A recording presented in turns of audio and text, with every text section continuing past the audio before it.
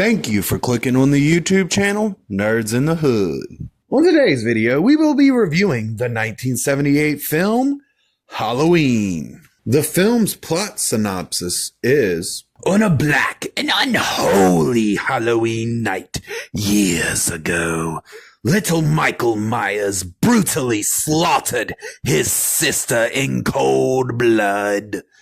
For the last 15 years, the people of Haddonfield have rested easily, knowing that Michael was safely locked away in a mental hospital.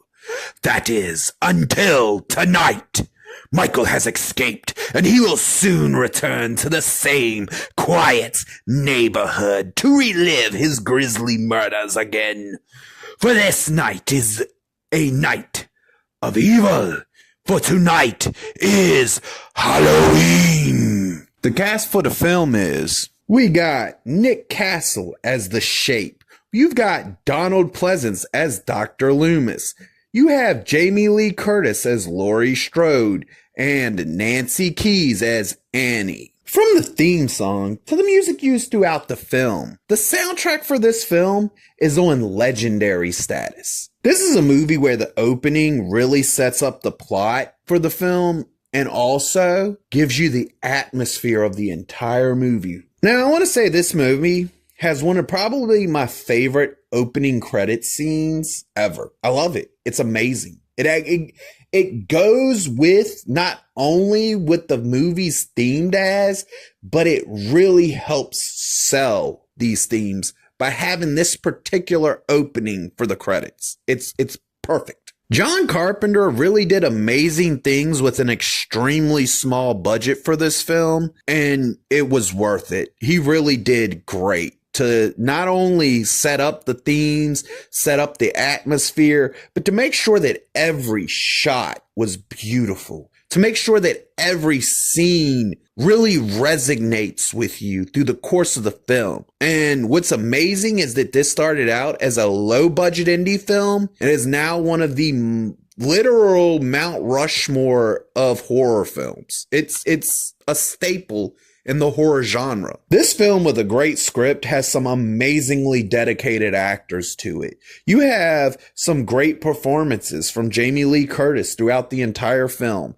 But the real standout of this film is Donald Pleasence as Dr. Loomis, who not only gives the Dr. Loomis speeches phenomenally, but adds weight, emotion, and actually makes you believe that this man has studied the Shape for all these years and really truly understands that there's nothing there but pure evil. It's just beautiful how he does in this role. Now, I want to also point out that the characters in this film are amazingly written. Like, they feel real, their conversations feel real, their personalities even feel real. None of this film has an artificial feel to it. Everything about this movie has this realistic touch to it that is so well executed that it makes this movie stand out. It really does. This is one of them movies that, thanks to its realistic premise and the realistic feel of the film, it stands the test of time and still is an amazing movie years after its release. I love watching this movie. It's one of them ones you could literally watch on repeat and it would never get old. This film has a lot of really great scenes in it, whether it be inside or outside. All the scenes in this movie still look amazing. The film does amazing with its pacing. It finds a way to consistently be entertaining and never finds itself dragging in any way, shape, or form. Now, one of the great things about this movie is the way that the Shape is in every scene, and he's not really in every scene, but it feels like he's there. It always feels like the Shape is somewhere in a scene, whether he is or isn't. This is the movie that not only gives us the Shape's mask, but really it's defined in this film. Because every mask after this mask will always be compared to this mask. I do want to say that the effects in this movie not only are amazing, but they still look great. Now, another thing that this movie does really well, without ever truly being like, this is supernatural, is make Michael feel supernatural. The way he'll pop up in a scene and then it's gone. The way this movie builds up its tension is amazing. It's almost as if from the beginning of the film, they start cranking it up little by little. And as the film progresses, it keeps building and building and building and building until you get this phenomenal payoff that's just beautiful. Another one of the things I really like about The Shape, beyond being presented as being just pure fucking evil, is the way that he's almost animalistic and how he stalks and watches his prey before he takes them down.